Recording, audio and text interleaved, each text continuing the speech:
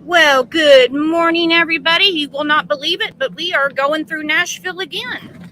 My husband is still on the road, and we have a huge treat for you. I don't know if that's the right word to use. Sweet Toughness, what's up, girl? Jules, JTB, Angie Baby. Certainly a treat for me, and it's someone that has lived the case of Corey. Corey is her grandson, and she fought like hell along with her daughter Bree to get to the verdict that we heard on Friday. Thank you so much, Kirsten. Me love you a long time. Now, I know there's been a lot of talk. A lot of people have reached out to me. We talked about it a lot at CrimeCon. People that are not very happy with the verdict. Well, we're going to hear from one of the horses' mouths this morning how they feel about the verdict. We're going to discuss the sentencing, which, if I read correctly, is August 2nd. And go from there. Teresa, thank you so much. Thank you so much. All right, without further ado, first, you know the drill. We're going to tell everyone, hello, we have some new names in here, so welcome your neighbor.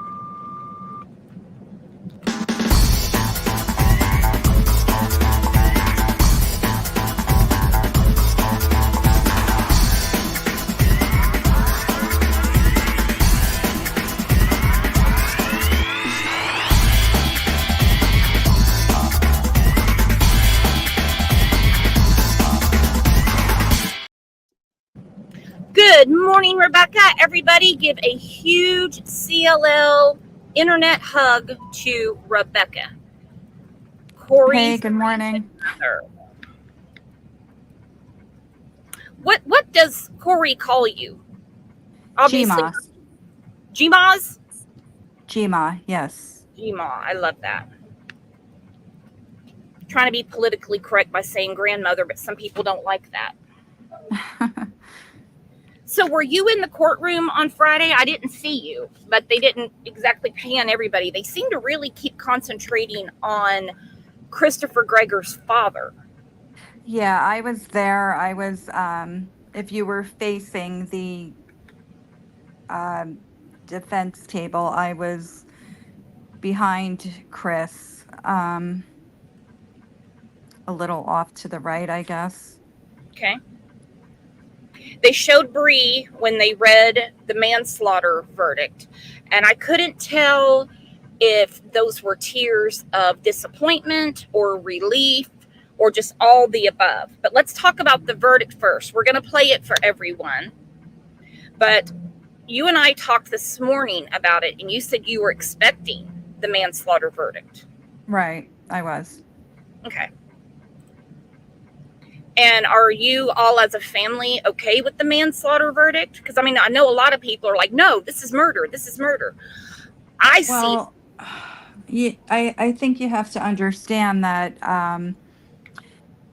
in order for them to charge him or to convict him of the murder, I guess they would have had to prove intent and maybe premeditation.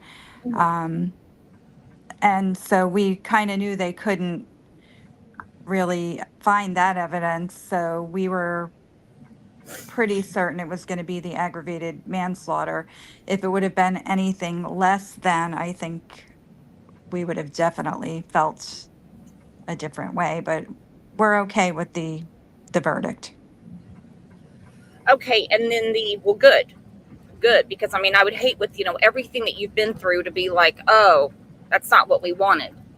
And of course people are going to say, things like that, like, no, this was murder. Oh, well, listen, he murdered Corey. I'm always going to say that. He just didn't get charged for murder. He murdered him. Corey's not here, and he's not here because of him. But the law doesn't see it that way, so we have to take what we can get, and that was the aggravated manslaughter. Well, and it's so important that you say that. We know he murdered Corey. I know it. You know it. Midwest knows it. Jules knows it. JTB knows it. Kirsten knows it. Teresa knows it. Bree knows it. Everybody in the groups that are talking about Corey, everyone knows it. But like you said, it's the law, the way the law is written. And in my opinion, I thought the state did an amazing job. Not going to lie, his greaseball attorney was scaring the hell out of me for a while because he Yeah. seemed to be more focused on your family than on what Chris did to Corey. Oh, yeah, we were definitely, or I should say Bree was on trial. That's what I felt. I thought Bree was on trial. I didn't really see his attorney defend him. I felt like he was, I don't know. I didn't see this bigwig defense attorney that I was expecting. Mhm. Well, and I guess that's a good thing because I mean, how do you defend that? I mean, how do you? Exactly. I think what really lost a lot of points with the jury, not that I know any of them, and with a lot of people that were listening, is when he said Corey had control of that treadmill. Now, we know the treadmill incident was not what caused his death, okay? But still, to say something so asinine as to like the treadmill thing, just like wasn't a big deal. Like he's just playing. He was in control of it. That upset a lot of people. Yeah, I mean, to me, looking at that, I would think, yeah, he knew what to do on that treadmill because he'd done it a million times before.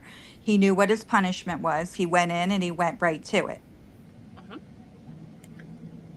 Well, let's go through the verdict. And Bree did put up a post the other day. I don't think it's public, so I didn't feel like I should share it. But she said now that all of this is over, and she went through other things that not just Christopher, but the Gregor family has put you all through, that was jaw-dropping. That was never brought up in the trial. And why so many of these things weren't allowed by the judge, I didn't understand that. But as you said, you know, it's the law. Right. It's the law sees it. Yeah, there was a lot that I thought should be brought in, but we were told it couldn't be, so. All right, so for those that missed it, we're going to go through the verdict. Are you okay with this, Rebecca? Sure. There you see it. That's right. A verdict is in for the treadmill abuse murder trial. Christopher Gregor is charged with murder of his 6-year-old son, Corey. Let's get into court. The jury is in the courtroom for this verdict. As the 12 deliberating jurors are back in the jury box. In addition, we have our alternates seated in the jury box to prevent them from appearing on camera. So those are seats 4 and 11. In addition, seats 3 and 13 are empty as those jurors have been excused. Madam Foreperson, would you please rise? Madam Foreperson, has the jury reached the verdict? It has, sir. And is that verdict unanimous? Yes. Ma'am, I'm going to read to you each count. Please give me the jury's unanimous response.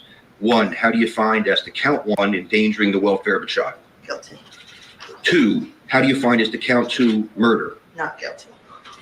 3, how do you find as to the charge of aggravated manslaughter? Guilty. And you did not answer question 4? Yes, sir. At this time, thank you, Madam Foreperson, you can be seated. At this time, I'm going to poll the jury. Members of the jury, you've heard the verdict as read by your foreperson. Okay, so there they give their unanimous determination, and he's shaking his head no. Right. So he's going to be defiant to the end. Yep. Didn't expect anything less from him. And he sat there. He even got to hear all the sidebars. That's when he had those goofy earphones in and everything. So he knows, he heard all the evidence. That attorney was not cheap. That so-called expert, goodness, the crypt keeper, that bag of bones, he certainly wasn't cheap. He sat there and listened to all of that, and he's still sitting there just shaking his head no. Right. Now, will you and Bree and anyone else be giving an impact statement at sentencing before the judge gives his sentence? Bree is, and I am actually, I was told I'm allowed to do the same, so I'm working on that now. Good. do you think that will be, I don't know the right word, therapeutic? I can't really use the word healing because, well, Corey's not here. No, I don't know how therapeutic it will be, honestly. I don't think there's ever, you don't get over something like this. I mean, Corey wasn't sick. He didn't die of a disease. He didn't get hit by a car. He was murdered by his father. You don't get over this. Yeah. And I'm just going to let you people know while I'm here now. I will not be one of those people that get up in that courtroom and tell him in the impact statement that I forgive him, because those words will never come out of my mouth. No. I couldn't. There's no way. No. I kind of hope they have extra bailiffs in there when you're in the same room with him, Rebecca.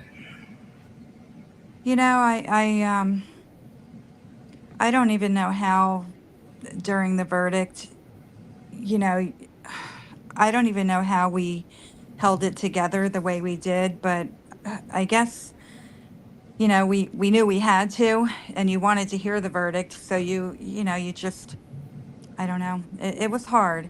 And it's hard when you're in there and other people who are supposed to be Corey's grandparents didn't shed a tear about Corey. And that's hurtful and it makes you angry. But we held it together. Yes, you did. Connie said, Rebecca, I don't blame you. Cool Grandma said, his shaking his head is more detrimental to his sentencing. I do kind of wonder about that because judges don't like to be schooled in their own courtroom.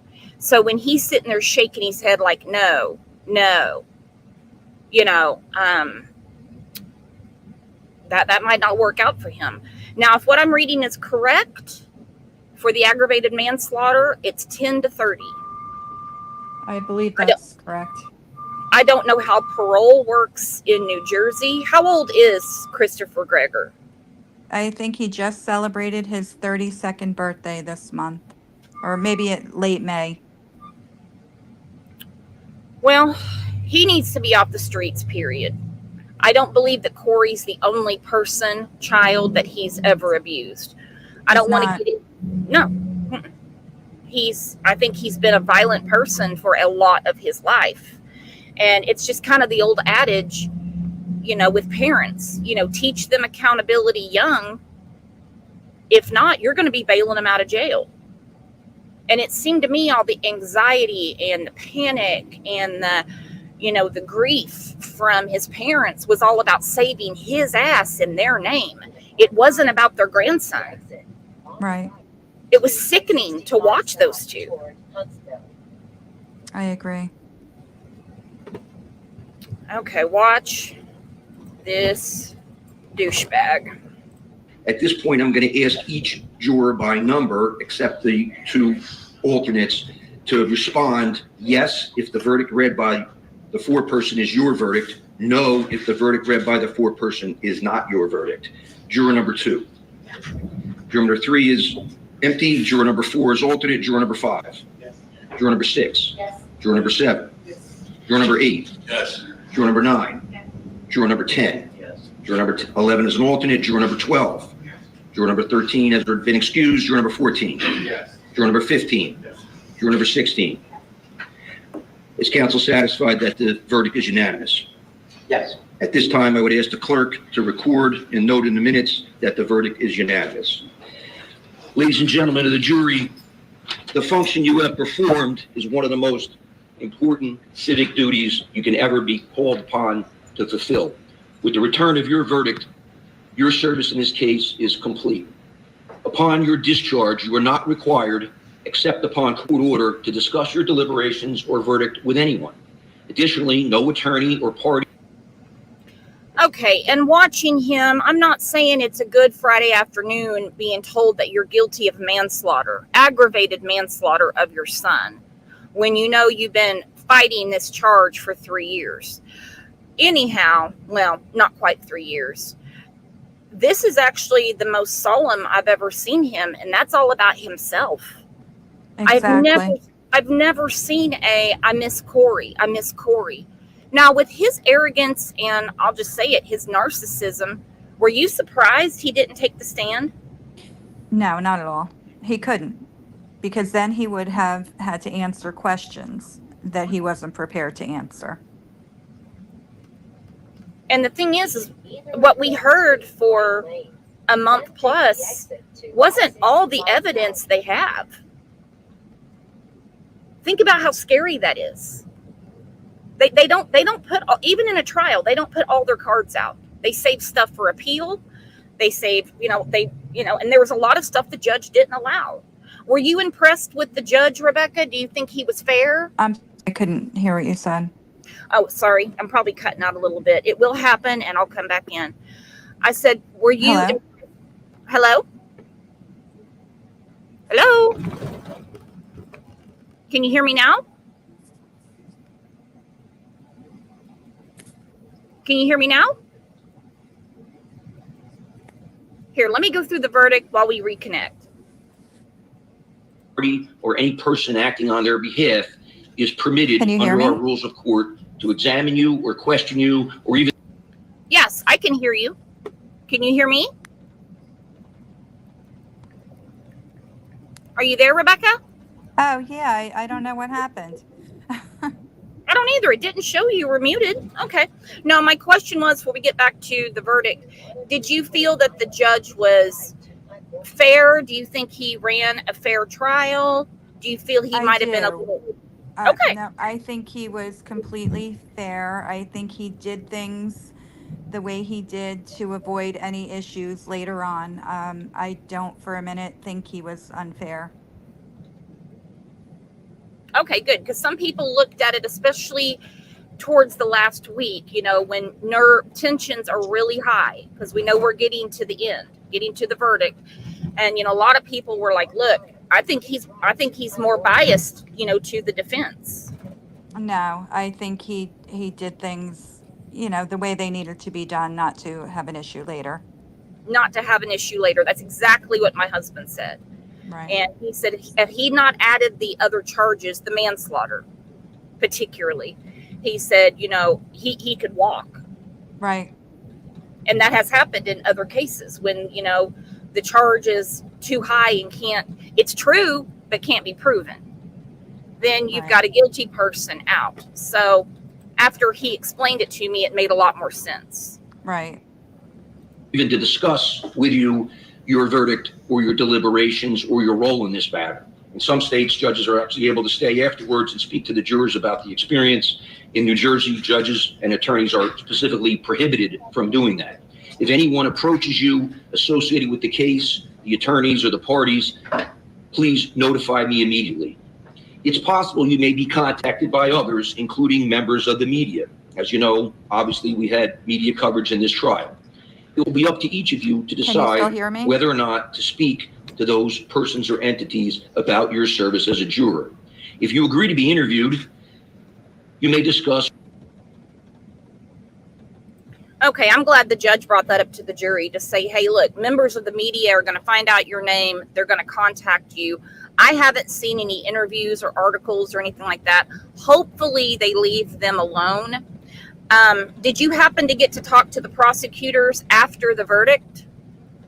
We did. We spoke to them briefly. I would have given them a huge hug. We did. We definitely did. I mean, I think they did a wonderful job. They spent hours, days, hours, weeks, months, years, and they were away from their own children and families to do this. And, at times I felt like they weren't doing enough, but not knowing how the law works, they were really working behind the scenes and they did a wonderful job. Well, and it shows, and now it's up to the judge to do his job and put this man away for as long as the law allows. Right. Then it's up to the corrections department, parole and all that stuff. I have a question from the chat. Cool Grandma says, asked Rebecca, did his family have any pictures of them with Corey? Have you seen any? Nope. There you go. Nope. Wait. There was one on Instagram with Chris's sister Kim had a picture of her and Corey in their pool. But that was the only one I'm aware of. Why were they so set on getting custody of Corey as opposed to leaving him where he is safe, protected, and happy? I don't know the exact way to explain this. My opinion is they were trying to save their reputation and by saying, oh, we only just found out about him. And, the reason they wanted custody is because they need to control everything. And as long as Brianna or myself were in the picture, they couldn't. And I believe that David Gregor wanted Chris to have full custody and he wanted to control every aspect of Corey's life as he did his own children their whole lives. Well, he did a bang up job, did he not? He's got one in jail for, I'm just going to go ahead and say for murder. What's Christopher Gregor going to do? Sue me because I used the wrong M word? Right. Yeah. I can't think of any reason other than that, because they can say what they want, but it doesn't seem as if anybody had any interest in Corey's well-being in that family.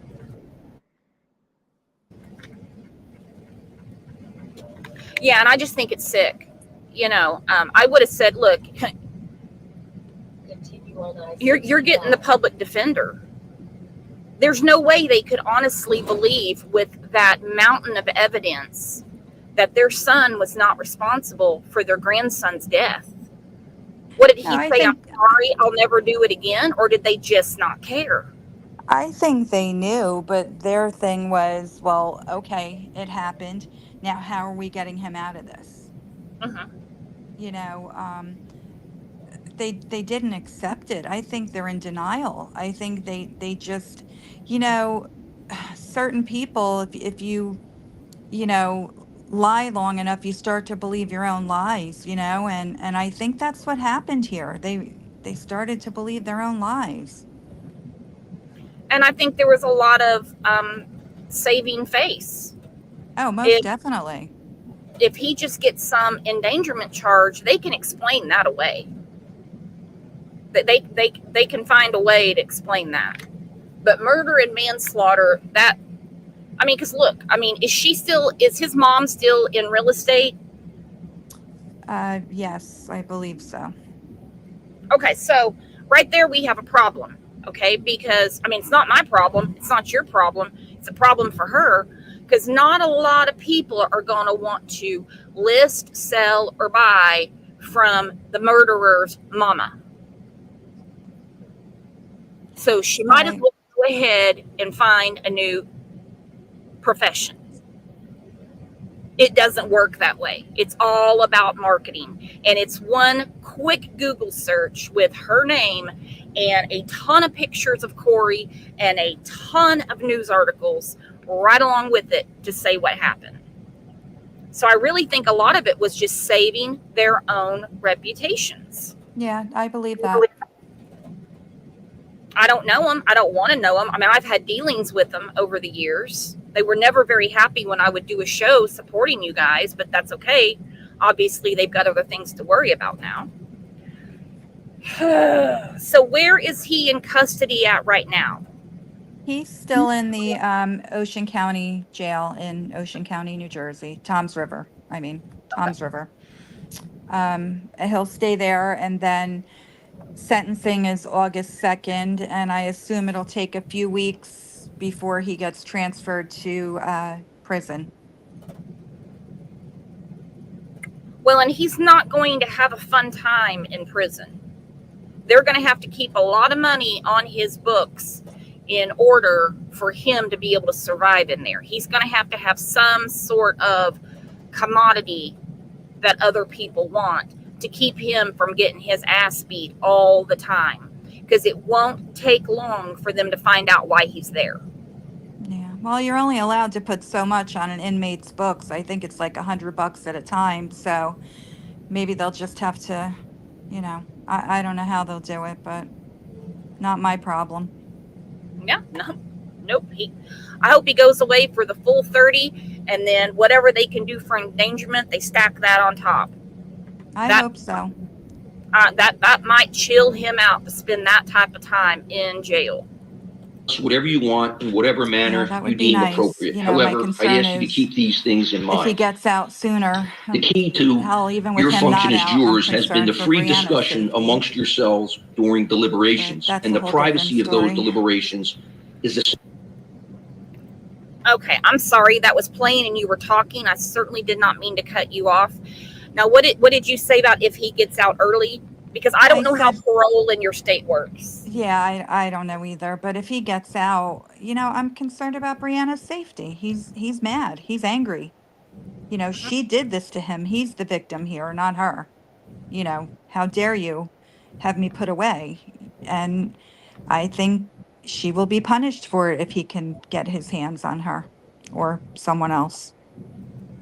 And I really hope this time, I'm not going to go into the backstory unless you want to. This time, if for some reason he does get out, a technicality, anything, I don't see that happening. It's just kind of it's a what if conversation. I hope this time she can get a protective order against him. And for you too, because I don't want to hurt your feelings, but that whole family hates your ass too. Oh, I know. And a restraining order, that piece of paper is not going to help me or Bree. Are you kidding me? What's that going to do? These Right. people, this man defies the law. He doesn't pay attention to laws. Look where he is. You Yep. think that paper's going to stop him? And what's so hard to wrap your mind around is here his father is an officer of the law. And he's trying to work in some weird gray area to excuse the murder of his grandson. Every time I would see that smirk on his father's face, not Christopher Gregor, but the grandpa, the so-called grandpa, I was coming unglued. Yeah, I don't know how they live with themselves, honestly, but they're not your typical grandparents, or at least they weren't, to Corey anyway.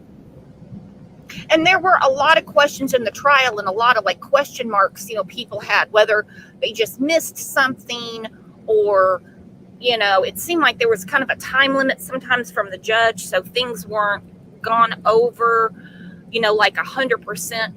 We go to the day that Corey, I'll just say, passed away.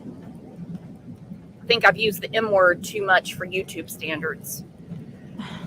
When did you find out what happened, and what was your first suspicion? Well, I guess, Brianna got the phone call that, from Chris about he was taking Corey to the hospital. He didn't give a lot of detail, and he wouldn't tell her what hospital. I was sleeping at the time because I had been injured at my job and was, I had a back injury and some broken ribs and things. So I was in my room, and Bree came in and woke me up and said, "Mom, something's going on with Corey. Chris just called and said he's taking him to the hospital." So of course I jump out of bed, grabbing my shoes and everything. And I'm like, "What hospital?" She's like, "He wouldn't tell me and he won't answer the phone." So we started calling local hospitals in, that area. And of course, nobody had anybody by that name. And I kept saying to Bree, "Well, they got to register and stuff first, so they just don't have them in the system yet. We'll wait a few minutes and we'll try to call back." And then I guess she kept texting or calling Chris. And finally I said, "I'm calling Barnegat Police. You call, or I'm going to call," because we didn't know what was going on. Right. And with the history of him abusing him, we were concerned. And so I don't know if I made the call to the police or if Bree did, but anyway, they were going to Chris's apartment. And I believe they got back in touch or had their dispatch call back and say there was nobody at the apartment when they went. And so then we started doing the calls to the hospitals again because I figured, okay, if he's there, he's registered by now, he'll be in the system. And I think I was on the phone with the hospital where Corey passed. And whoever I was on the phone with asked me to spell the name. And she said to me, oh, yes, he is here. Hold on. And put me on hold. And at that time, I'm looking out my front window and two Englishtown police officers are coming up to my door. And I thought, what the heck? So I'm still on hold, and Brianna opened the door. And one of the officers took a phone call and walked away from the door at that time. And I heard this officer say to Brianna, yes, so how long's your son been dead? And I hung up the phone. Oh, shit. And Brianna collapsed. She said, what are you talking about? Like, and the other cop came up and kind of said to that cop, oh, we were coming here to inform her. She didn't know, or something. So Bree's saying no, and immediately we both said, what did he do to him? What did his father do to him? His father killed him. And, where is his father? And the police said that they didn't know and they were going to stay with us because of that. Because they weren't sure if he was coming to our house or whatever. And he didn't. And there was confusion about Tennessee and Arkansas because he got out of New Jersey right away. And in the trial, they mentioned, and there's body cam of him getting pulled over in Tennessee, but they mentioned Arkansas as well and some time he spent in Nashville. He was in no hurry to get back and check on his son, his deceased son. Yeah. He left him in the ER. So he actually made it all the way to Arkansas. Was he heading down to Mexico or something? One can only guess. I have no idea where he was heading, but I know it wasn't to plan a funeral. Nope.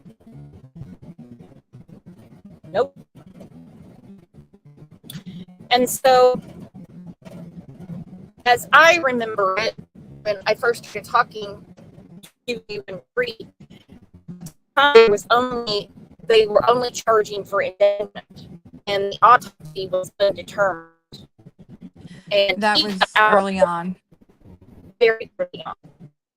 And Christopher, I never knew him to insult anyone. Christopher, I'll just say monster. He was bonded. Bree was I will never understand that. And then, of course, when the murder charges came, he gets, locked up. Right. I mean, 3 years to trial must have been painstaking. Yeah, it's, I don't know. It was, always anticipating another court date. What's going to happen? Is anything going to happen? But even now, it's, the trial's over, but nothing changed. Corey's still not here. Right. So it's, yeah, I don't know. I don't know what I expected to change, but nothing changed. Chris is where he is and where he's going to be for a while, but still didn't bring Corey back. There's no sense of relief, no sense of we got justice. It's just, it didn't change anything because, there's no justice. If they could bring Corey back, then there would be justice, but they can't. You can't justify what he did, and there is no happy ending here. Corey's still not here. And I know that you have another grandchild now. Bree is a mama again, beautiful little girl. Mm-hmm. How are you going to address it when she asks questions about her big brother?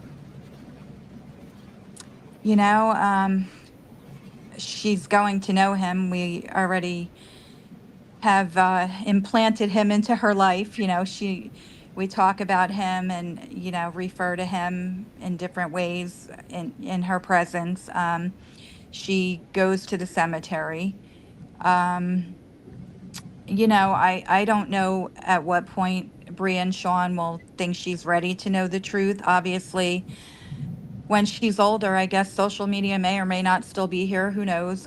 She'll be able to look up what happened to her brother. And I'm thinking there might be a book out there she can read about her brother and know the truth. But I don't know at what time they'll decide it's time to Right. tell her the truth. I mean, for now, she just knows that, we tell her that, he's in heaven or whatever. She doesn't understand that yet either. But I don't know how and when they're going to tell her. Well, I mean, I guess when she's old enough to ask, the questions. I mean, they always say if a child's old enough to ask a question, they're old enough to hear the answer. Maybe not as bluntly as adults put it, but Right. because I mean, kids are using internet in first grade in some schools, Right. but they are. I don't know if you know about this, but Cool Grandma said David Gregor had a few choice words to say to his wife when the verdict was read. Do you know anything about that? Yeah, I do. What, is it all her fault now? I mean, not that I really care about her feelings, but I would love to know what was going down there, because I have a feeling it's not a happy household right now. Yeah, I don't want to say what I heard. Maybe Cool Grandma might want to tell you what she heard. Cool Grandma, do you want to paraphrase in the chat to let us all know what was said? Shelley Olson said, my husband is still infuriated with him not being charged with second degree. Is that anything that your family ever discussed with the prosecuting attorneys? Why the aggravated manslaughter as opposed to second degree? Yeah, I don't know. I know we were given the 3 that they were going with, and we had decided on the middle one would be okay with us, which is what we got. So I really don't, like I said, I don't know much about the law. This is my first time ever dealing with anything like this. So I don't really have the answer to that. I don't know what the difference is. So I really can't say. I just know that the aggravated manslaughter is what it is, and that's what we got.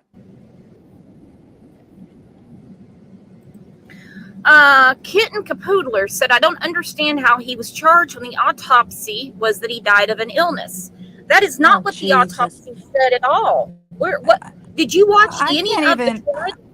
Who are you? I can't comment to people like that. That's just ignorance. No, just get rid of that person. Move on. I mean, obviously they haven't been following. No, that's just somebody that, I mean, I would take my time to educate, but my God, I mean, you can go watch the trial right now. I mean, it's still on Law and Crime. It's still on Court TV. It's still on my channel. That is not what's said. That is not, the defense tried that, but it did not work. So you must have only caught a snippet of, gosh, over a month of evidence. So how did your family, after the verdict, decompress? Did you all get together? Did you go your separate ways? Did you say, I don't know if you saw the picture. There was a bunch of us, Justice for Corey members there with us. Somebody took a picture outside of the courthouse. We stood out there. I felt like we stood outside the courthouse for an hour. We just didn't know what to do. And then we ended up going to a local restaurant and, kind of, if you want to call it, celebrating. And then we just went home. Yeah. There's no justice. I mean, he's off the streets. So, I mean, his next victim, potential victim, is safe now. But is the word bittersweet the right word to say? Yeah, I guess. I'm mostly bitter though. Gotta tell you. Yeah, I don't know. Now, have you or Bree discussed, writing a book or anything like that? Because we spoke to several people over the weekend at CrimeCon in Nashville, and a lot of people were talking about, the trial. It was just, pretty much on the tip of every tongue. And I know Chloe said it. I said it. I think maybe Jules was there for one of the conversations. And I said, I really hope, they write a book, because Corey's truth is with these two women, with Rebecca and Bree. Is Well, that you've knocked around? I mentioned it about 2 years ago that I was going to write about it, but I had to wait for the trial to end, and it did. So it's going to happen. And the next crime con is in Denver, and so you and Bree would be most welcome there. Trust me, there's a ton of people that would love to hug you, cry with you, meet you, talk to you, and if it's too much, too overwhelming, nobody would hold it against you. Yeah, I would be very interested in going, and I think Bree might too. Okay. Definitely anything to get Corey's story out there. I think we should pursue anything that's going to keep the story alive and get it out there. Yeah, 100%. And a lot of people were asking, they were like, I just cannot believe it wasn't more mainstream. And I said, because it's so dark. Yeah. There's not that element of, I'm picking the wrong words today. I'm really trying to be careful because I certainly don't want to make anything worse for you. When it comes to certain cases, when you get too close to the fire, people, they jump right back. And Right. Corey's case is one of them. And I can't tell you how many people were jumping out of chat. I mean, coming unglued with the treadmill video. Yeah, that was a lot. That was difficult, and it doesn't get any easier to watch. No. And then when you hear the Gregors saying, oh, we haven't watched it. Why would you not watch that? I don't believe that. I don't believe it either. Especially with his dad's, law enforcement background. He watched it. He analyzed it. He did. Of course he did, to see how bad it really is, how bad it really looks. Anne Marie said, I'll give you a huge hug in Denver next year. You better believe it. You better believe it. And Eileen, I love this comment. Eileen said, Rebecca, your book will be very eye-opening. And I also think you will help other grieving people heal a lot. I do too. I do too.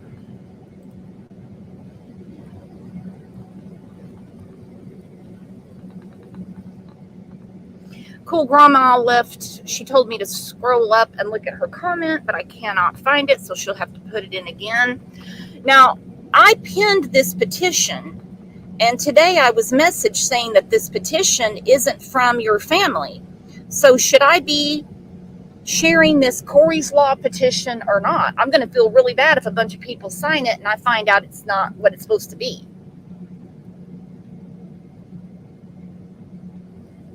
Hello? Hello? We lost Rebecca for a second. She'll reconnect. Okay, so let's look at this. And again, we're here to discuss the verdict and get the family's take on it. Can you guys hear me? Hello? 2nd of 2021 at approximately 3:48 p.m. was a patient brought to the emergency room named Corey Mitchell. Yes. And can you tell the court who brought Corey into the emergency room? Chris Gregor. And ultimately, did you learn the relationship of Chris Gregor and Corey?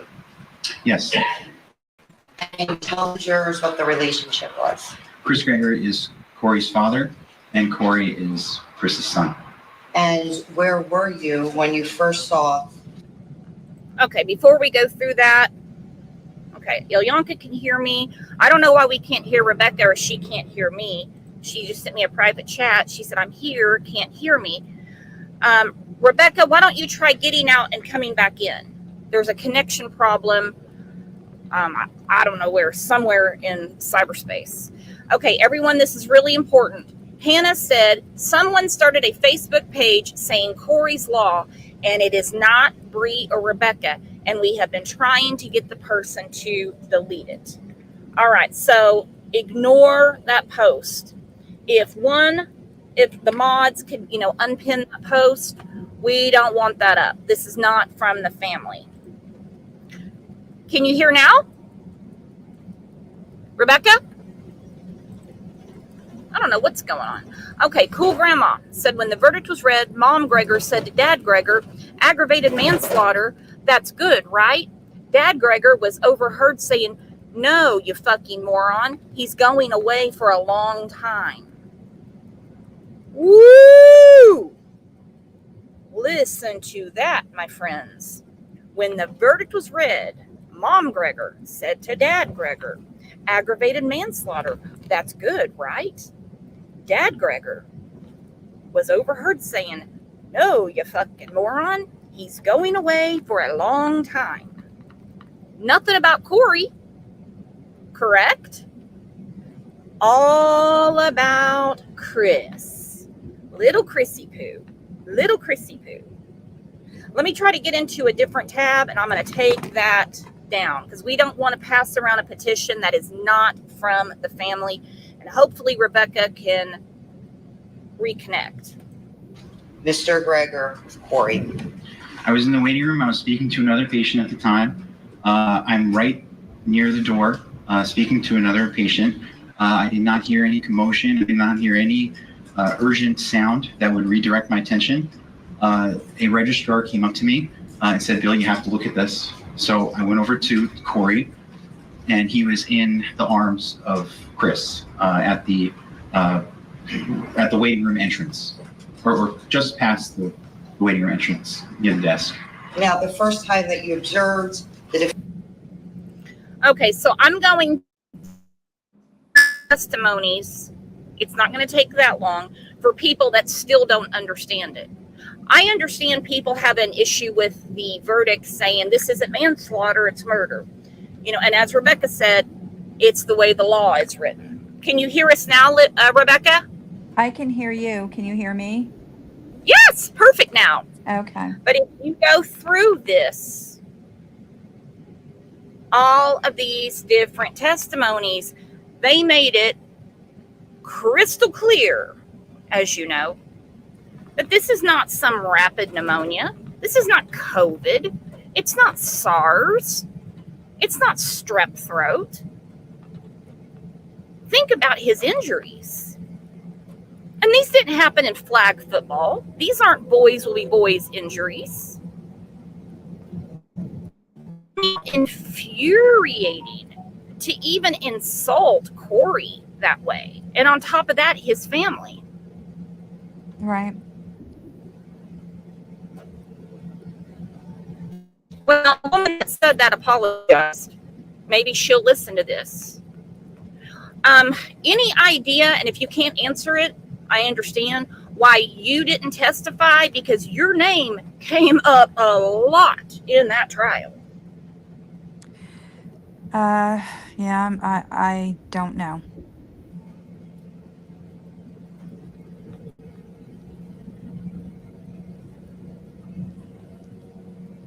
I'm not sure why, but I think they had enough with Bree's testimony. She did amazing, by the way. I don't know how she did that.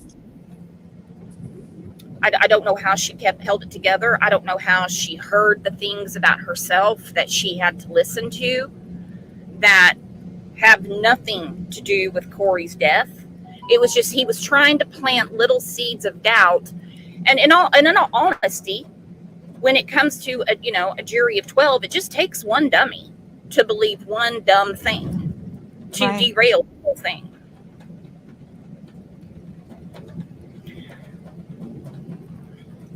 Snow has a question. Do you foresee the family filing for a new trial, Rebecca? You mean like an appeal? Yeah. Yeah, it's already in the works. They meaning their family, not us, correct? Oh God, no, not you guys. He's put away. They Mr. Gallucci put out a statement after court that day. Yeah, they're definitely working on that. an appeal. And to me, the judge was extremely safe on Thursday. I didn't really understand it when it was going on. He did not want a mistrial, and he certainly didn't want to open up his judgment, because he's a judge, to be overturned by an appeal. Judges don't like that. Right. Good luck on a whole new trial. They're just going to appeal it. You know? I think our judge did a great job. He was fair, and he did things by the book, so there wouldn't be an issue later on. Yep. Well, and think about Ma and Pa Gregor there. They're going to be paying Gallucci for the rest of their natural lives. He's just going to be a regular bill, like when you pay your cell phone bill up, got to pay Gallucci. Because how many appeals is he allowed in New Jersey? I don't even know. I have no idea. Like I said, this is my first, I've never really dealt with anything like this. I don't know how the law works. I have no idea. Now, do you have any insight about how you guys are going to handle, some states call it DHS, some states call it CPS. You guys have different initials for Child Protective Services, but are you going to file a civil suit against them? Or since you have the been verdict now? done. It's already filed. Okay, so that'll definitely go forward now. Yeah, that's in the works already. Perfect. Good. And of course, that'll be more testimony, and I'm sure they're going to need to hear from you. I really don't know if I don't know. I don't know anything about how that part of it works, honestly. I didn't file the suit. This is Brianna's suit Yeah. being, so I don't get the, I don't get the communication, with the attorney about what's going on. And I just, Bree tells me things that are going on, but Yeah, I'm fair not enough. really sure. Cool Grandma said, agree with Rebecca on the judge. He did not want to give them anything for an appeal. Yep. Or a mistrial. Exactly. Hung jury. I don't mean mistrial, hung jury. Because, I think on, Thursday and Friday, people were getting really nervous. I thought it was, a good sign, kind of a weird way to phrase it, when they wanted to see the treadmill video again. You could kind of see what they were looking at. Yeah, Have we they felt the wanted to same. Do what? We felt the same thing, like when they asked to see that again, and then when they needed clarification about the 3 charges that were available to them, we kind of knew they were contemplating 1 out of the 3. Yes. And I was getting really scared that they wanted to see Bodden's testimony again. Because had that happened, my heart would have sank. You But they know, didn't. that wouldn't have concerned me much, because Good. what did he really do to help their case? He talked about an illness that never came up in labs. So I don't know what he did that would have helped anybody, honestly. Well, it was kind of like the prosecution just let him ramble just to make him look stupid, now that I look back on it. Because it would have been hard for me not to jump up and go, are you really a doctor? Did you not read any of these reports? You're just making up a disease he didn't have. You're just making up an illness he did not have. Right. I think he he worked with what he was given, if that makes any sense to you. Yep. I don't think he was given all the facts, all the reports. I think he was given what they wanted him to focus on. Mermaid, you missed it because you slept in. It turns out that the Corey's Law petition that we've been talking about is not from the family. So that doesn't need to be out there. And I'm sure people are signing it left and right. I'm sure it's somebody that thinks they're doing a good thing and they want to help, but they need to make themselves known and they need to talk to the family, not just go rogue and do their own thing. We've seen that in too many cases. I actually signed So it that not needs knowing that it wasn't our group that put it out there. Mm-hmm. So I was just learning before I came on with you that that was not Brianna or anyone in the group. You know, we didn't do that, and I wasn't aware. Yep. Cool Grandma said, "Who is Brooke and why does she have Corey's Law on her Facebook page?" I'm Brooks. I'm your hostess. I'm your pilot for today, and I'm telling everybody to take it down and get away from it, because if it's not from Corey's real family, then I don't want to have anything to do with it. So I'm going to find out who the hell signed it, and they're going to have to get with change.org and just say we were misguided. And that's easy to do. Just get a hold of change.org. I was misguided. I thought this was from the family, and it's not. I need to remove my signature, and you all need to find out what's going on. People have done that before, and it's okay. People call me Brooke all the time. Oh, how are you doing, Rebecca? Is this a lot for you? Okay, good. Okay. All right, so we're going to get through this, I promise. Defendant with Corey. Can you explain to the jurors the position of Corey in relation to the defendant? Corey was over. Corey was in Chris's arms. His arms were over Chris's shoulders. His legs were dangling. His arms did not look like they had much movement to them. His legs did not look like they had much movement to him. His head was rested on Chris's shoulder. His head was his face was difficult to visualize.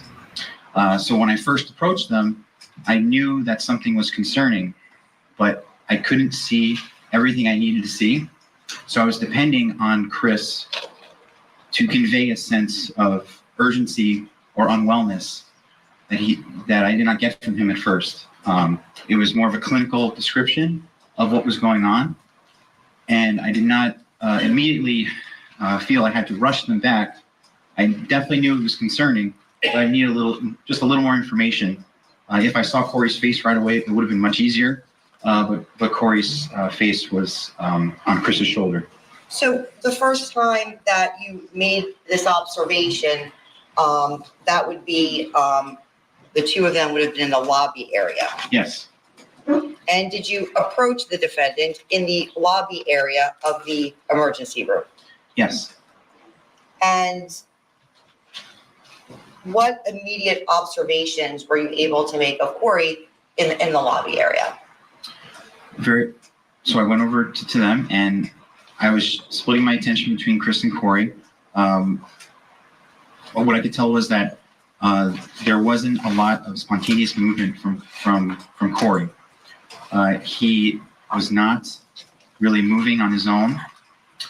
He appeared to have a lack of tone to his muscles, and there was a lot of support coming from Chris in keeping him in the position that he was in. Did you speak to the defendant in the lobby area of the emergency room? Yes. And would this be a practice or a common practice to engage in something like that? Yes. And can you tell the jurors what the defendant said? Chris told me that he introduced himself, who he was. He was the father's son, and he told me that this was around 3, nearly 4 p.m. He told me that earlier in the day, around 9 a.m., his son was dropped off to him, was with his mother the night before. He did tell me that the patient was at Jersey Shore University Hospital and had a workup and was discharged. And just a side note, once you hear that, less than 12 hours later, you kind of go, okay, like maybe he's not that sick. So, I need more information. So talk more. So Chris told me that earlier that morning, he appeared loopy, very drowsy, and he put him to bed. And later in the afternoon, Corey was continued to be loopy and drowsy. And when all that time passed, he was still fatigued and not himself. That's when he brought him into the ER. So that's what he told me. Okay, Rebecca, do you mind answering some questions from the chat? Sure. Teresa said, why, after Corey was older, that Chris decided to be his dad? Sometimes a child should not go near parents who don't care about them. Well, that goes without saying. She somewhat answered this earlier today, that it's just like the Gregor family wanted to be in control of everything. But it is a question that weighs on a lot of people's minds. Well, I think that once his family realized that Corey existed, they had to do like damage control, I guess you'd call it. So they had to try to take control of everything and make Corey fit into their lives. And, you know, they couldn't do that with, you know, Brianna sharing custody with him. It had to be their way and their way only. So that's when they came up with the idea that, oh, we only just heard about this kid and we had to save him from that god awful Michelo family. You know, so it was just to, you know, make them look better. Nobody over there wanted him. The Gregors even told me that this isn't how they intended to have their first grandchild. They didn't want him. What a sick thing to say. That little boy is a blessing. Who are they to say this is not the way we wanted to have our first grandchild? It's like, who do they think they are? David Gregor had said some other things to me as well when I first told him about Corey long ago. But I'm not going to go there right now. Oh, yeah, I guess maybe I will. He felt that Corey should have been aborted. So that man that got on that witness stand and shed those few tears, they were for himself and his son, not for my grandson. Not for your grandson. No. And I mean, you know, the back and forth that, you know, you all had with the Gregors for years, it wasn't, it was all about protecting Corey because you knew something wasn't right. Right. And the We thing were is, protecting Corey and they were protecting themselves and their name. yeah. And here you are, grandmother that's been there since before day one, you know, with Bree through her pregnancy, when Bree realized she was pregnant, you know, the birth, changing the diapers, the whole 9 yards, every bit of it. Right. You're trying to protect Corey. And like you said, they're ignoring the signs that you're picking up on, dismissing them altogether. They weren't ignoring the signs. They were covering them up. Yeah. That's a much better way to put it. That's a much better way to put it. I'm going to go through a little bit more of this just for people that still don't understand the trial. And then we're going to get back to our conversation. Give Rebecca a little bit of a break. After you made your initial observations and you spoke to the defendant, can you tell the jurors what you did next regarding Corey's care? Can you repeat the question again? I'm sorry. I said after you made your observations in the lobby and spoke to the defendant, what did you do next regarding Corey's care? I continued the history taking, which is, pretty standard as a triage nurse to get history from the patient. And I would have spoken to Corey, but he was not in a place to speak.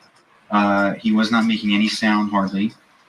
I continued my brief conversation with Chris until there was a moment when Corey tilted his head back. And that's when I got what I needed to see to really kick up the speed on this emergency. So where was Corey taken at that point? He was taken to the emergency room.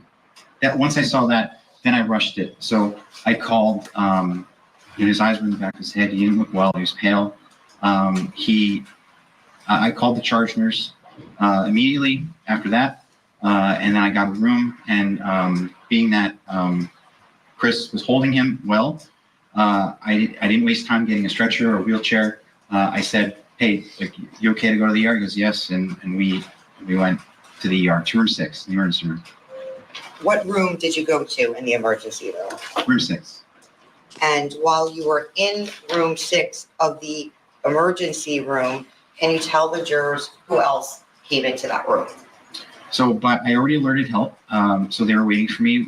In that room was various emergency nurses and our ER physician and patient care tech. And what, if anything, did the defendant say while you were in room 6? At that time, now that as a triage nurse, my role was to get them to help, get the patient help. So at that time, I focused more on Corey than the conversation with Chris. But that's because that doctor, our ER physician, was speaking with Chris, getting essentially what I just got from Chris. He basically reiterated the story, how he was loopy and tired all day, and how he felt concerned that he didn't kind of shake out of that. So he brought him into the emergency room. He told him about the Jersey Shore hospital visit the night before, but it was more. I was working on Corey at the time. Okay. And what, if anything, did you do regarding the treatment of Corey? So we placed him on the heart monitor. Before that, we took off his clothes. That's when I noticed the bruise on his chest, and we still had to act quickly. So we put the heart monitor on him. I got an IV, drew blood from him, while the rest of the team was doing their various roles, including our physician who was talking to Chris. What was the defendant's demeanor while you were in room 6? While we were in room 6 was similar to when I first interacted with him in the waiting room. It was like a just, I would say it was a clinical aspect in that he was describing what was going on. In my opinion, which I think has been proven at trial, the history and what he was given to the physicians was misleading. It was, once again, he's covering his ass. And imagine the looks on all their faces. And I'm sorry, every one of these medical professionals, except for Dr. Bodden, broke my heart. Imagine you're in room 6. You didn't even get time for a wheelchair, stretcher. You have Corey in there. You take off his clothes, and the first thing you notice is a bruise on his chest. You know how hard it is to get a bruise on your chest, especially for a child? That's not bumping into a cabinet. That's not bumping into the door. That's not hitting your knee, playing. Right.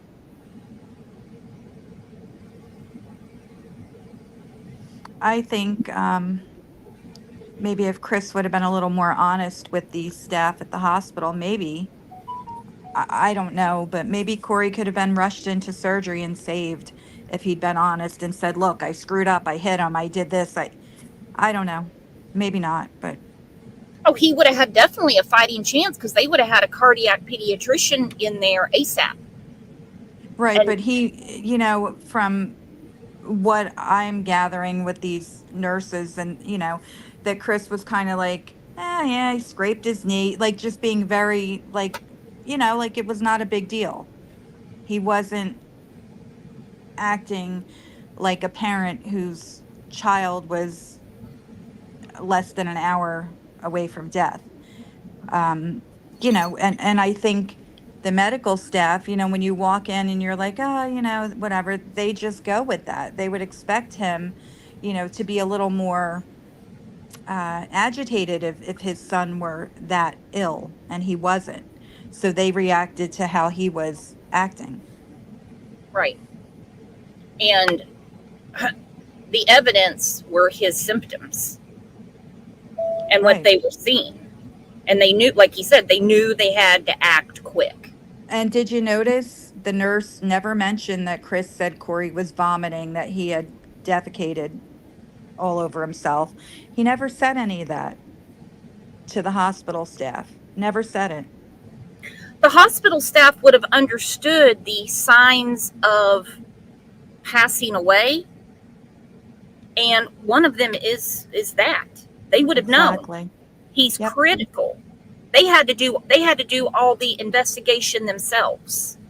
Right. And he wasn't giving them anything because who was he protecting? Himself.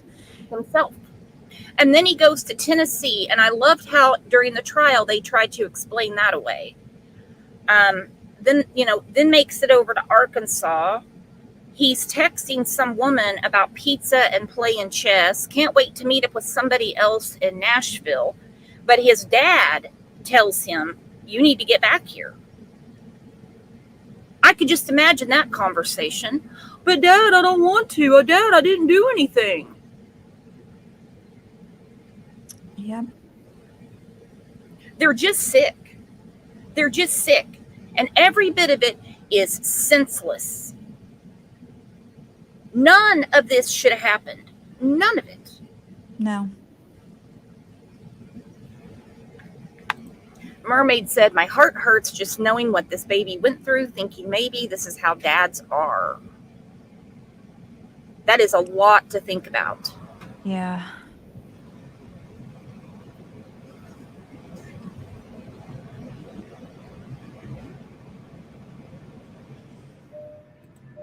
That is a lot to think about. I'm going to go through a little bit more of this testimony, then we're going to talk to Rebecca.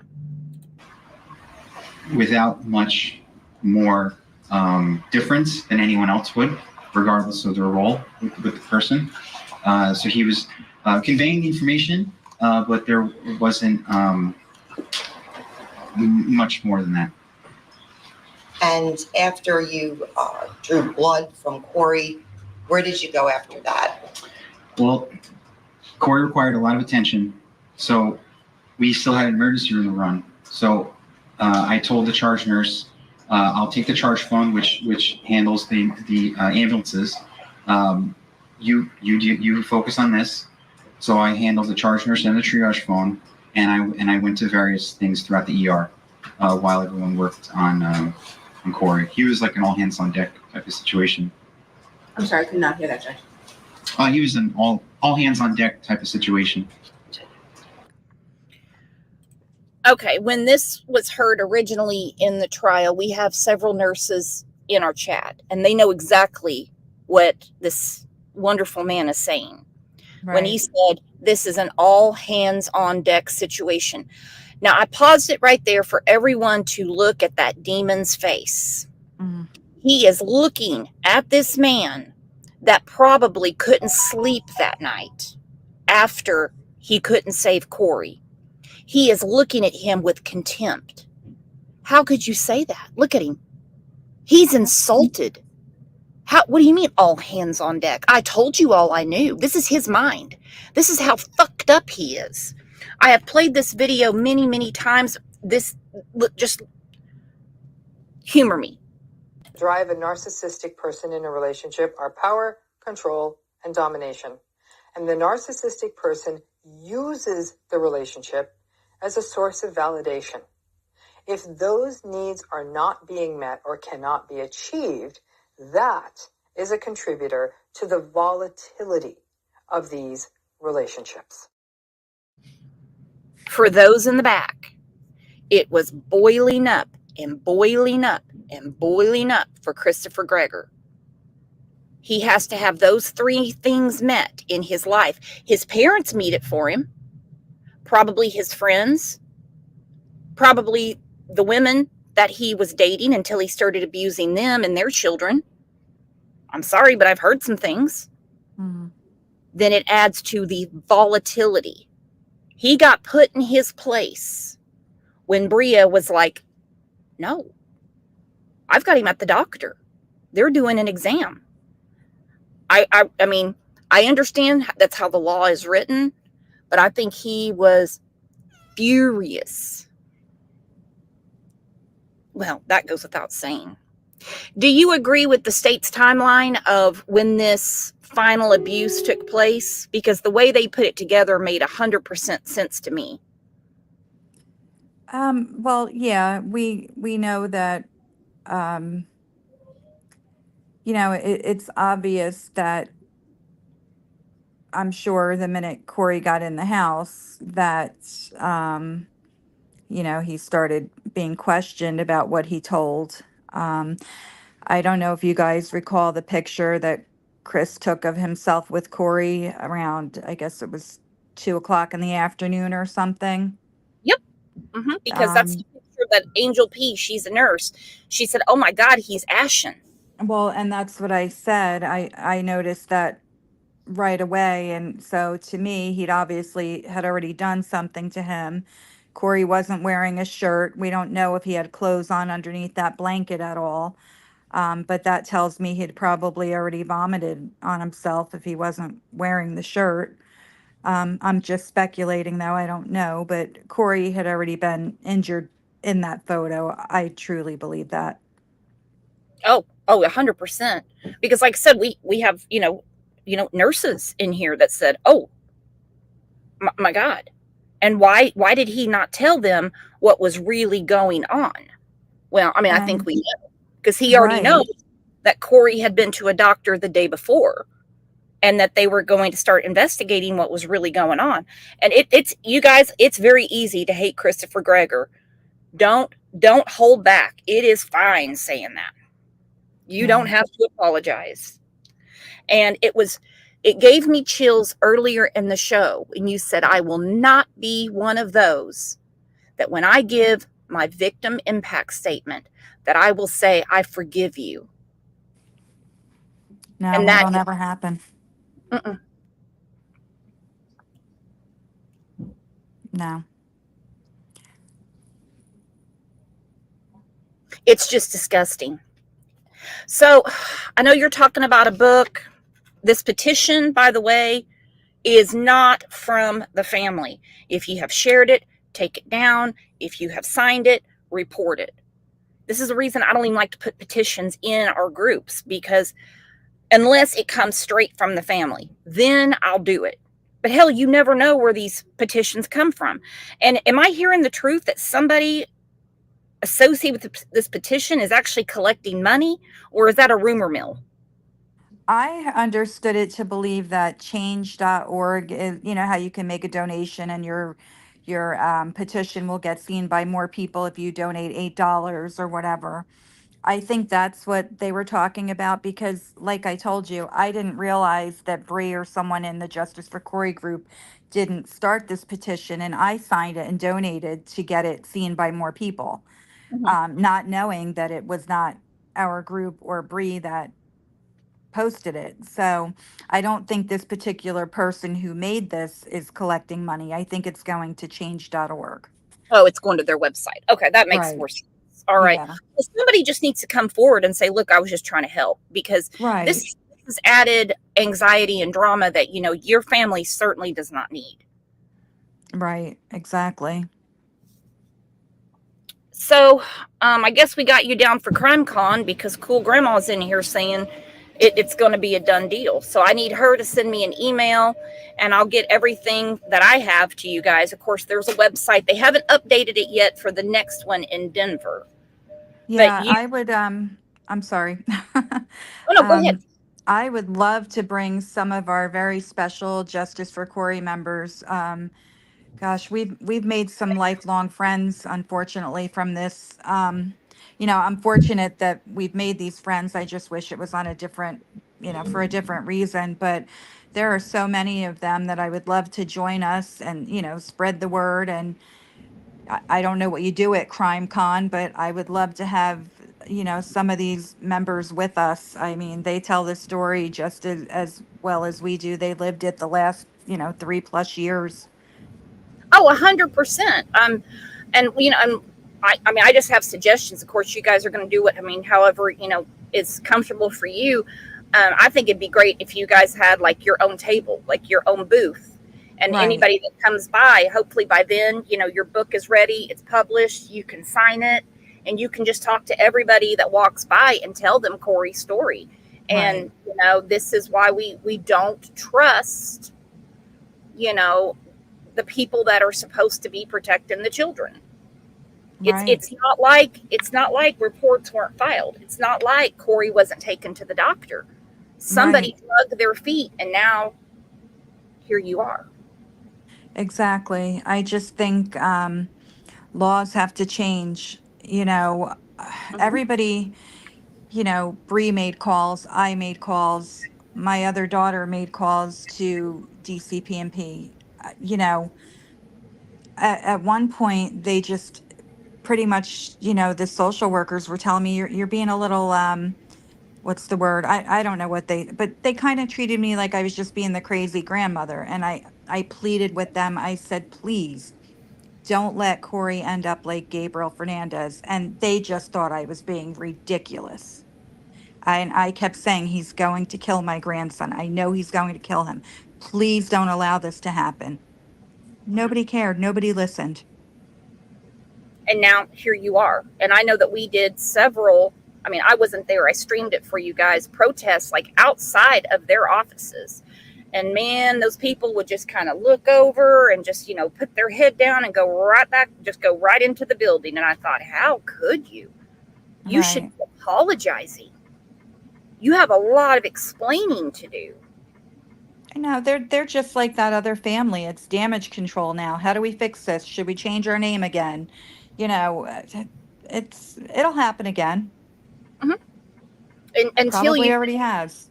Until there is, a senator, congressman, whatever in New Jersey that's going to go to the House and say, listen, this happened in our state, so we have to crack down.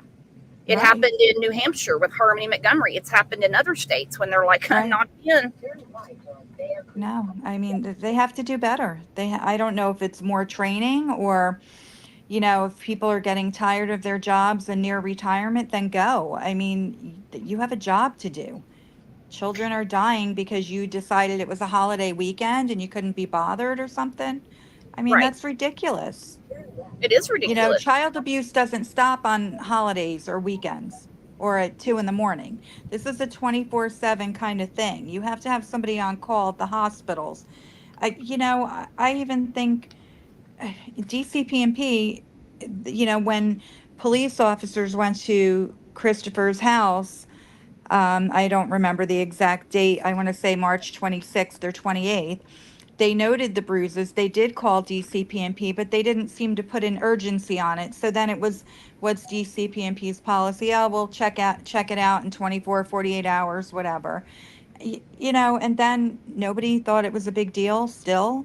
This video from the gym was out there. It still wasn't a big deal. I don't get it. I imagine that was a jaw-dropping meeting when that got to them and said, well, it's too late now.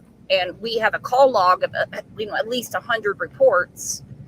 And, she had him at the doctor. Right. I remember during all this, back and forth with DCPMP and Corey was mainly staying down in Barnegat because, Chris spitefully moved an hour away from us. So that kind of, I wasn't permitted to go to Chris's house to be with Corey. So I didn't really get to see a lot of Corey.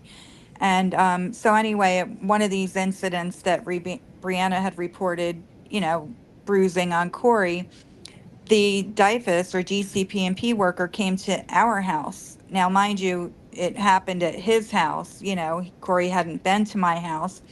And the guy comes in and he's talking to Brianna. And I kind of kept my distance because I was feeling a little agitated. And when he said that he needed to check my refrigerator, I said, what the F for? Corey wasn't here. We're not saying, it just didn't make sense to me that they're at my house checking my house when we're the ones who reported it, and it angered me that they were wasting time at my house and Corey wasn't even there. Nobody made a freaking food complaint. Right. Exactly. Complaints about abuse. That's what they should be investigating. If you want to do that on your drive-by or when you have your scheduled visit, That's one thing. But like you said, they're wasting time. Right. And I'm sure you have Exactly. more than enough food. You're probably like me. You probably give food away. You probably have to throw it away because you have so much. It was just bizarre to me, and I wasn't very nice to the DCPMP worker, and I just thought it was ridiculous. And like I said, the incident occurred in Barnegat. Why are you in Englishtown looking in my refrigerator? Yeah. An hour away. Right. An hour away. And the proof is in the pudding 100% for those in the back that still don't understand everything that was presented for a month plus. He didn't have anything wrong with him until that monster and his family became involved in his life. Right. He was not unhappy. He was not bruised. He was not told he was fat. He was not losing weight. None of that was going on. And how these simpletons, these basic bitches at the CPS office couldn't see the writing on the wall is disgusting. And, they were aware, DCPMP obviously had to be aware of Chris's prior DCPMP record. Sure. And that wouldn't have been a red flag to them, like, oh, he's in our system with a different kid. Maybe this is right, Nope. They couldn't talk about that. And I hate when they do that. Oh, well, that case is closed. It's been settled. It was undetermined or whatever they call it, unfounded. It's unfounded because the girl packed up and left. Yeah, got the hell away from him. Yeah, because she didn't want to have any issues with her child's father, so she got out of there. And too bad she couldn't testify at trial. Yeah, I know. None of that, nothing came in prior to March 20th of 2021. And hopefully, as the civil trial, goes through the system, hopefully she agrees to testify that, she also had a complaint against him. I wouldn't count on it. Well, and that happens sometimes. I mean, you guys have enough, that's for sure. It's different, suing a state entity, but with the press exposure that you've had, the conviction is huge. The doctor's reports are huge. The timelines and everything like that. Just from a layman's standpoint, they just were brushing you guys under the rug. Right. And that's exactly what they did. Well, they picked the wrong family to try to brush under the rug. I can tell you right now, everybody in here looks up to you, looks up to Bree, looks up to everything that you have done to get to this point. I have to say, thank you to people like yourself. I mean, Bree made this Facebook group, and all of you promoted the story. You talked to her very early on and got it out there, and so many other people. Without all of you doing what you did, yeah, Bree made the Facebook group, but I mean, people like you got involved, and right now I just can't think of others. You know who I'm talking about because you see the other, I call it media. I don't know if that's how you guys refer to yourselves, but I mean, all of you had a part in getting Corey's story out there, and I thank every one of you, anyone who has ever shared or did a podcast or listen, I'm old. I don't know if I'm saying the right thing, podcast, YouTube thing, whatever. You're good. I mean, all of you helped promote Corey's story and get it out there. And we appreciate that. I mean, there are so many Justice for Corey members that I could sit here and mention names and I won't. They know who they are. I mean, I am so grateful for so many of them, or all of them, but some really went above and beyond. Oh, for sure. What was the defense attorney calling, people that, are backing Corey and backing the family, Corey's cohorts? Yeah, I believe that's what he said, I don't know. These people that are supportive of us and Corey's story, they're not they're not criminal people. They're not, they just saw something and they became very passionate about it. That doesn't make them criminal. Doesn't mean they're bad people. They're good and that people that care and have compassion. And, I guess Mario Gallucci and the Gregors just aren't used to people caring and being compassionate because they're not. Well, because they think they're above these people that actually care. They think they're better than other people.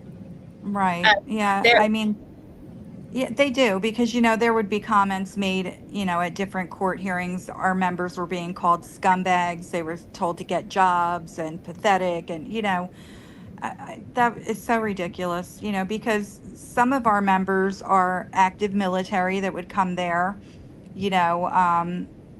to support us, and for them to judge these people just because they were supporting us, I mean, it was horrible. I felt so bad for our members that they were putting themselves through this for us and for Corey. Well, the devil works. The devil's busy, and it honestly happens in every case. You support the victim, and you support, I say victims, plural. They don't like that. Right. It happens in every case. Now, some it doesn't. Some it's just way too obvious, and they just don't. But with the spin, I mean, some of these emails I was getting from the Gregor supporters were just insane. Wow. See, I didn't know about that. I didn't think about that part of it, what others must hear from their supporters. I had no idea. Doesn't bother me. I was just like, wow, man, your elevator does not go to the top. Yeah, someday when you have absolutely nothing else to do, I'll send you some of these emails and show you some of the comments that I kept, but I deleted because I didn't want you guys to see them. It was nuts, just nuts. But yeah, you do. You have an army behind you, and if you guys can get that booth, get that table, I'll get you some contact names. However you guys want to go about it, it's your show for sure. You guys are going to be welcome with open arms because I mean, people know you're not the family to mess with. You weren't going to take no for an answer. Right, definitely not. And like I said, if Bree didn't start this group and get all of you involved, I think it would have went away. I don't think anyone would have taken this seriously. And you too. I mean, you really pushed. You really pushed. I mean, I'm not saying you pushed more than Bria or anything like that, but I mean, yeah, you guys were a force to be reckoned with for sure. Well, Rebecca, I'm going to get all that information to you. I'm going to send it to you. Do you want me to send it to you through text or through your messenger? Text is fine. You could send it by text. And this is something we should jump on right away to secure a spot and all that. Is that right? Well, the tickets go on sale June 10th, and I don't want to, tell tales out of school. I do believe victims' families, so that'd be you and Bria, they get like a complimentary badge. Okay. And as far as like the exhibit table and everything, I don't know because I didn't have one this year, so I'm kind of gonna do my own homework on that. And so what I find out, I'll let you know, and we'll just swap notes up until September of 2025. And the first night at CrimeCon, everybody gets together. My husband buys dinner for everybody, and we give big hugs and tears and watch Jules dance. So it's not all crying and upset. It's you'll really appreciate all the love that's going to be in that room for you. Right. Yeah, I think it'll be a good thing for all of us. 100%. Hopefully your book is published by then, because then people can buy the book, you can sign the book. So I'm about to come into a spot where I'm not going to have any signal at all. We're on the way back from CrimeCon. That's the reason I'm doing this from the road. Oh, so boy. If everybody could take a minute, and I'm telling you, what do they say? The show must go on. I want a huge round of applause, hugs, love for Rebecca. Light it up for Corey.